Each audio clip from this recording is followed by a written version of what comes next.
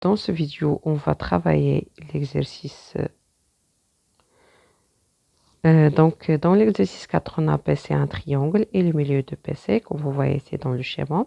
Le schéma ici n'est pas demandé dans l'exercice, mais il suffit, c'est mieux de faire le schéma dans le brouillon, car à partir du schéma, on va conclure plusieurs relations. Par exemple, ici, on a PC un triangle et le milieu de PC. Donc, puisqu'il est le milieu de PC, qu'est-ce qu'on peut conclure? On peut conclure que le vecteur BI égale à le vecteur IC qui est égal à 1 demi PC. C'est bon? Ou bien CI égale à IP égale à 1 demi CP. Donc, à partir de la relation que I est le milieu de PC. Après, on a la relation de AG moins PG plus CG égale à vecteur nul.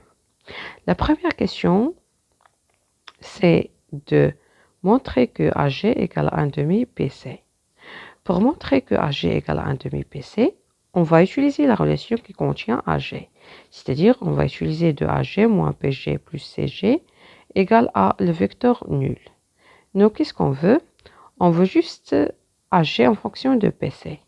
Et CG, PC, BG, donc on va entrer le point A pour trouver le vecteur AG. La même chose ici. On a CG, c'est-à-dire on va entrer le point A pour trouver le vecteur AG. Donc, bien sûr, en utilisant la relation du Duchal. Alors, qu'est-ce qu'on va trouver? On va trouver 2AG moins BA plus AG, bien sûr, entre parenthèses. BA plus AG entre parenthèses.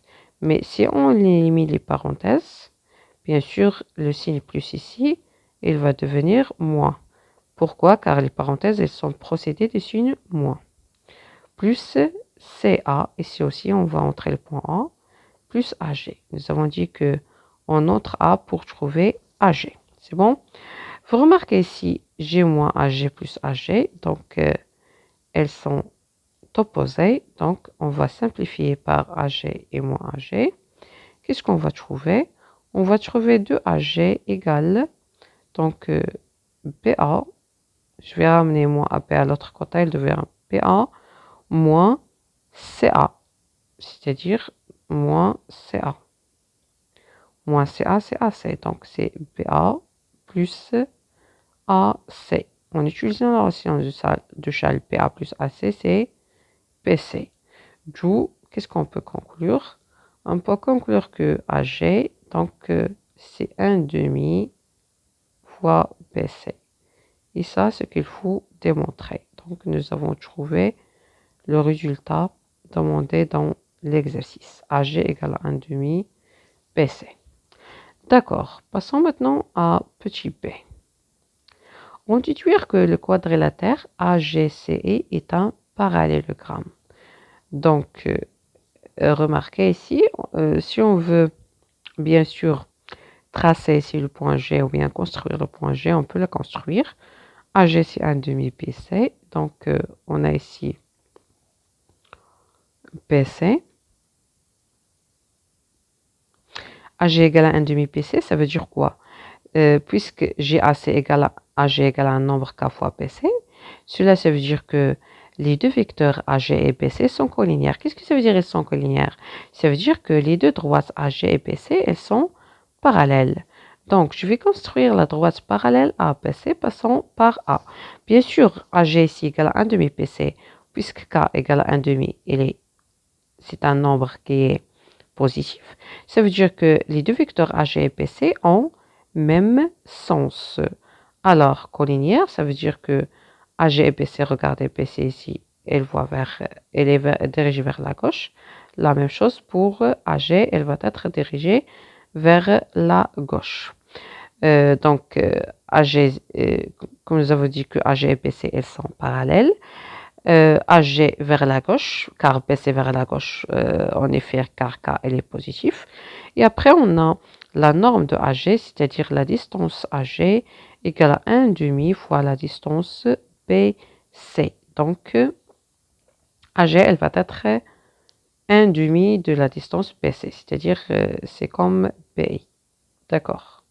Donc, G, elle va être ici.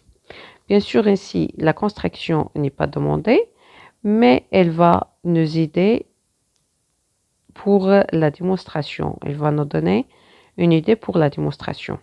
D'accord. Qu'est-ce qu'on veut montrer, nous? On veut montrer que AGCI est un quadrilatère. Donc, remarquez avec moi, le quadrilatère, le quadrilatère, c'est un parallélogramme. Remarquez avec moi le quadrilatère AGCI. D'accord. Donc, comme vous pouvez remarquer, à partir du schéma, vous pouvez trouver l'idée pour montrer que le quadrilatère est un parallélogramme. Il suffit de montrer que le vecteur AG est égal à le vecteur CI. Comme vous pouvez voir, nous avons déjà montré que AG, AG égale à 1 demi BC. Et bien sûr, IC, il est égal à 1 demi BC. Pourquoi? Car ici, c'est le milieu de BC. On a et le milieu de BC.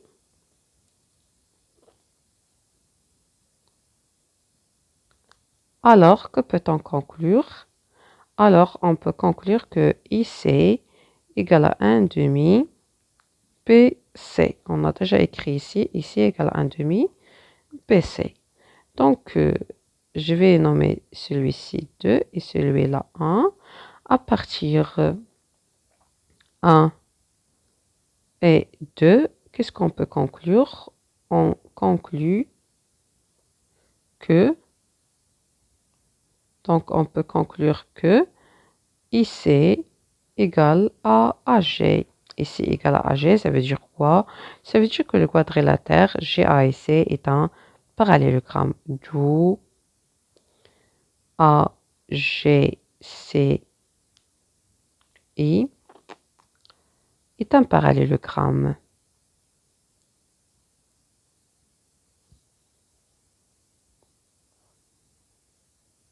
C'est bon? Donc, comme vous pouvez remarquer, elle est facile de montrer ça. Et la figure, elle nous a donné l'idée pour la démonstration. Donc, la figure, elle est très importante. Même si elle n'est pas demandée, c'est mieux de la construire. Donc, soit le point d'intersection du droite CG et AP. Donc, je vais ici construire les deux droites CG et AP. Donc, on vous CG et AP. Donc, E, c'est le point d'intersection des deux droites CG et AP. C'est bon. Donc, E existe ici. Montrer que G est le milieu des segments CE. Donc, comme vous pouvez voir à partir des schémas, pour montrer que G est le milieu du segment de CE, on peut utiliser le théorème de Thalès.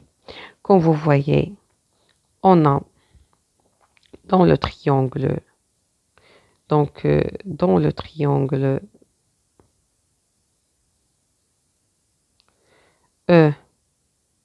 EPC, on a AG est parallèle à BI, c'est-à-dire AG elle est parallèle à BC. Alors, AG est parallèle à BI, pourquoi? Car le quadrilatère, c'est un parallélogramme. Donc, et les points, bien sûr, EGC sont alignés, c'est-à-dire G appartient aux droites EC, et EAP sont alignés, c'est-à-dire que A appartient à la droite EP, d'où, d'après théorème de Thalès, qu'est-ce qu'on peut dire? Donc, d'après Thalès, le théorème de Thalès direct, bien sûr, on peut dire que EG sur EC égale à EA sur EP, qui est égal à AG sur BC. Bien sûr, ici, comme vous pouvez remarquer, AG sur BC, ce n'est que AG sur BC, c'est de CI. Et qu'est-ce qu'on sait, nous? On sait que AG égale à CI, car le quadrilatère, c'est un parallélogramme, donc est égal à 1 demi. Donc, qui est égal à 1 demi. Pourquoi? Car AG égale à CI. Donc, ici, on a simplifié par AG et CI, car elles sont égaux, puisque le quadrilatère GA et C, nous avons montré déjà que c'est un parallélogramme à écart. AG égale à CI. Donc, qu'est-ce que nous avons trouvé? Que EG sur EC égale à 1 demi. Ça veut dire que EG égale à 1 demi EC. C'est bon? Donc, EG égale à 1 demi EC.